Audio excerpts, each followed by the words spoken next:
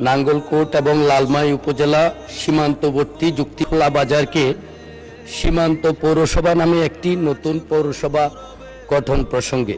পরবর্তী বক্তা মোহাম্মদ মোবাশ্বের আলম ভূঁইয়া, কুমিল্লা 10। মাননীয় স্পিকার, আপনাকে ধন্যবাদ। আমার উত্থাপনীয় বিষয় নাঙ্গলকোট এবং লালমাই উপজেলা সীমান্তবর্তী যুক্তিখোলা বাজারকে সীমান্ত পৌরসভা নামে একটি নতুন পৌরসভা গঠন প্রসঙ্গে। মাননীয় স্পিকার, পৌরসভা স্থানীয় পর্যায়ে নাগরিকের সেবা নিশ্চিত করে, পরিকল্পিত উন্নয়ন এবং প্রশাসনিক কাজের বিকেন্দ্রীকরণের জন্য অপরিহার্য।